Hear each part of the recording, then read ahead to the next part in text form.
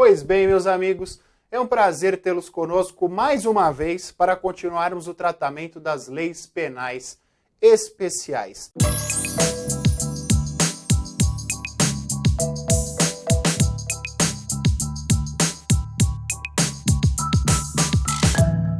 Nessa nossa 10ª aula, continuaremos a análise de alguns aspectos dispostos na Lei 9.613 de 98, a Lei de Lavagem de Dinheiro, e iniciaremos também a análise de algumas disposições relativas à Lei de Tortura, a Lei 9455 de 1997. Começando pela Lei 9.613 de 98, a Lei de Lavagem de Dinheiro. Meus amigos, seguindo o que lhes foi dito no nosso último encontro, nós faremos agora a análise dos aspectos procedimentais da referida lei. O artigo 2º da lei fala de alguns dos seus aspectos procedimentais. Infelizmente, em virtude da carência de tempo, não é possível que nós façamos a análise de cada um deles individualizadamente, de forma individual. Então, tratarei dos principais aspectos da lei. O primeiro aspecto que eu devo mencionar aos senhores é o artigo 2º, inciso 1, que diz o seguinte: o processo e o julgamento dos crimes previstos nesta lei, inciso 1, obedecem às disposições relativas ao procedimento comum dos crimes punidos com reclusão, da competência do juiz singular. Eu e você e eu, já estudamos, quando tratamos do Código de Processo Penal, o critério utilizado para a determinação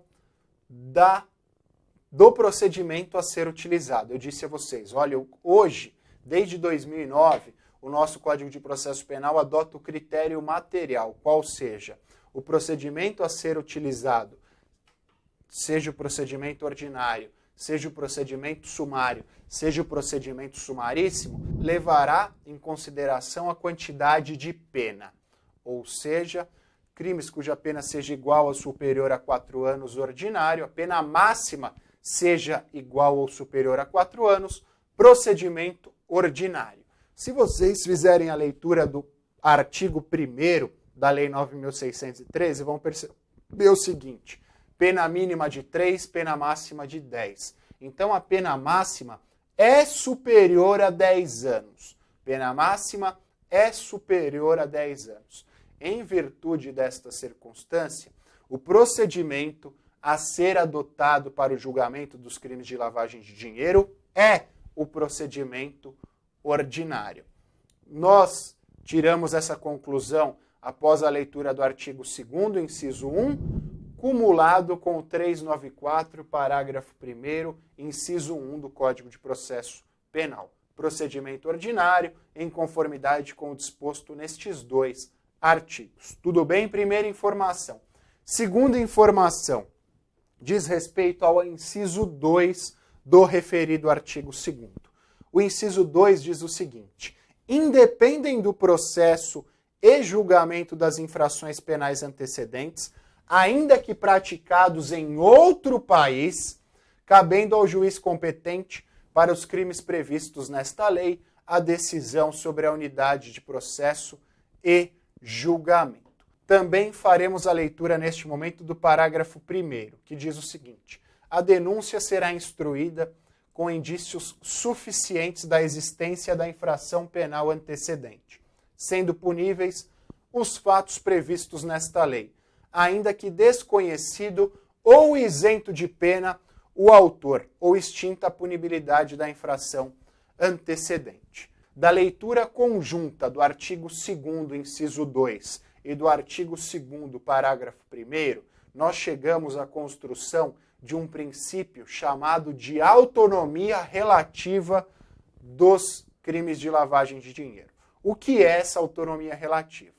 Eu já expliquei a vocês. Temos uma infração penal antecedente e a infração penal consequente, que é a lavagem de dinheiro. Para que haja lavagem de dinheiro, deve ter havido uma infração penal anterior.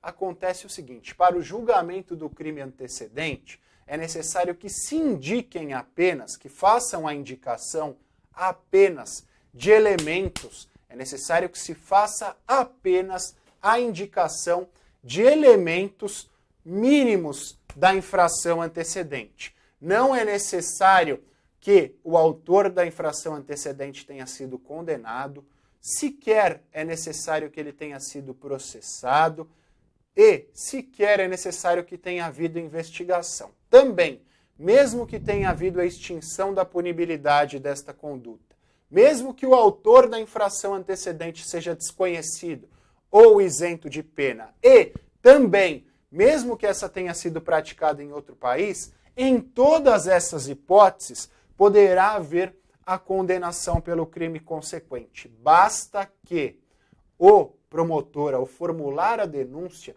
indique indícios da existência do crime antecedente. Não é necessário que tenha havido nada disso, tá? Não é necessário que ele tenha sido condenado, sequer é necessário que ele tenha sido julgado e etc. Basta a indicação de indícios suficientes. Por isso que nós chamamos de autonomia relativa. Há uma dependência entre o crime antecedente e o crime consequente, mas é uma dependência relativa. Então, indiretamente classificou-se, convencionou-se classificá-lo como autonomia relativa, tá? Reitero, é um princípio de suma importância. Tudo bem, meus amigos? E agora, um terceiro aspecto processual diz respeito à competência para julgamento do crime de lavagem de dinheiro. A verdade é que a Lei 12.683 de 2012 pôs uma pá de cal sobre uma discussão que vinha desde 1998. E por quê? Quando a Lei de Lavagem de Dinheiro surgiu, muitos diziam o seguinte: olha, a competência para o julgamento de todos os crimes de lavagem de dinheiro será da Justiça Federal. E por que a competência, em tese, seria da Justiça Federal? Porque o bem jurídico penal tutelado pela Lei de Lavagem de Dinheiro é aquele disposto no artigo 170 da Constituição Federal, a ordem econômica e financeira. E a tutela da ordem econômica e financeira compete à União, segundo disposição constitucional. Então, o raciocínio era o seguinte: olha, o bem jurídico penal tutelado é do interesse da União. Em virtude da existência do interesse da União, a competência para julgamento é da Justiça Federal. Primeiro posicionamento. Havia um segundo posicionamento dizendo o seguinte: olha, a determinação da competência para o julgamento da lavagem de dinheiro levará em consideração a determinação da competência para o julgamento do crime antecedente. Então, se o crime antecedente fosse da competência da Justiça Estadual, o julgamento da lavagem de dinheiro seria também da Justiça Estadual. Se o crime antecedente, se a infração penal antecedente fosse da competência da Justiça Federal, o crime consequente à lavagem de dinheiro seria da competência da Justiça Federal. Dois posicionamentos. A Lei 12.683 adotou o segundo posicionamento, ou seja, a determinação da competência para o julgamento da lavagem de dinheiro levará em consideração a competência para o julgamento da conduta antecedente. Então, a conduta antecedente é da competência da Justiça Estadual, a lavagem será julgada pela Justiça Estadual. A conduta antecedente é da competência da Justiça Federal, a lavagem será julgada pela Justiça Federal.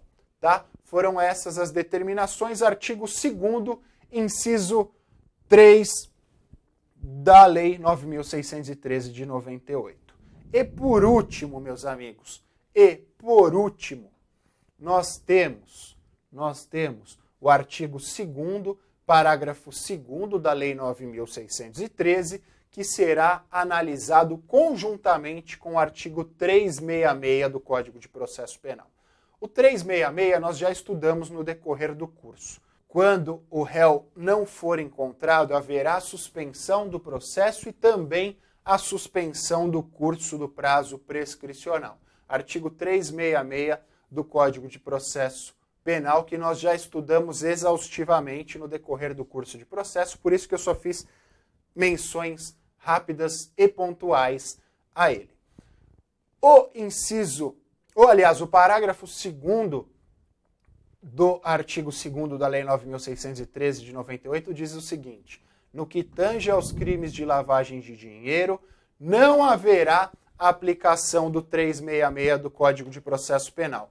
Ou seja, se o advogado não comparecer quando citado por edital, o feito não será suspenso e, por consequência, a prescrição não será suspensa. Ou seja, haverá nomeação de um defensor dativo e este defensor dativo acompanhará todo o processo. Então, há, na lei de lavagem de dinheiro, uma exceção à aplicação da suspensão disposta no 366 do Código de Processo Penal. Tudo bem, meus amigos? Encerrada, portanto, a análise da Lei 9.613 de 98. Começaremos agora a análise da Lei 9455 de 97, a lei que fala da tortura. E, começando a pontuar as disposições feitas nessa lei, é necessário que se frise o seguinte: nós temos duas modalidades primeiras ou principais de tortura: a tortura própria e a tortura imprópria.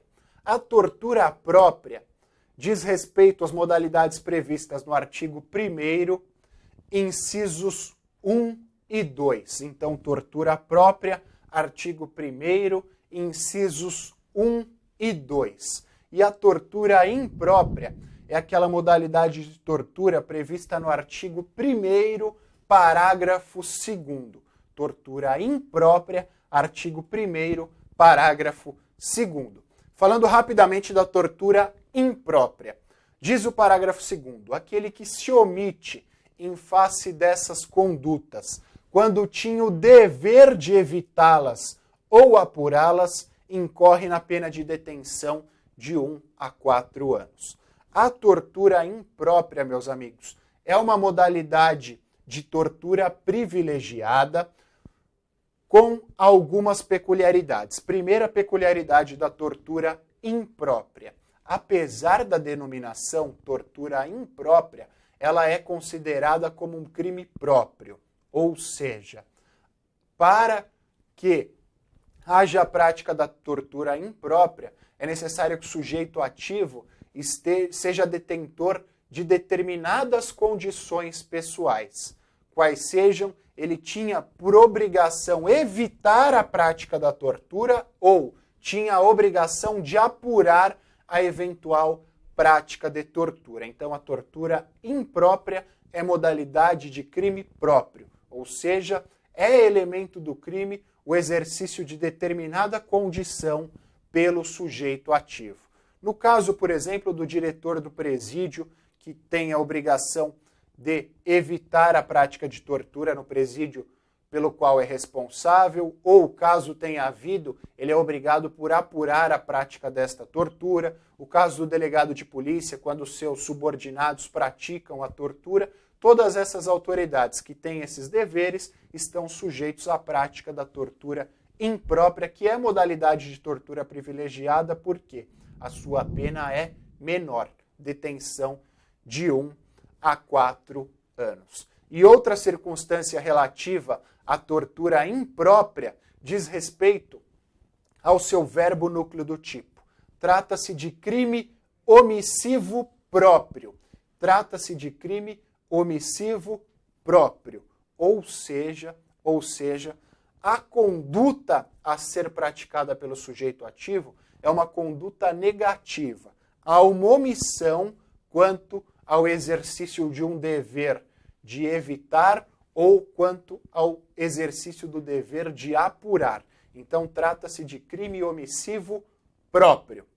A conduta, o verbo núcleo do tipo, apresenta uma conduta negativa. Então, só para que vocês possam materializar na cabecinha de vocês, tortura imprópria é crime próprio e crime omissivo próprio. Tudo bem, meus amigos? Tranquilo? Analisamos rapidamente a tortura imprópria disposta no artigo 1º, parágrafo 2º. No nosso próximo encontro, continuaremos a análise da Lei 9455 de 97 e começaremos também a análise de outra lei. Foi um prazer inenarrável contar com a participação de vocês. Valeu, abraço, tchau!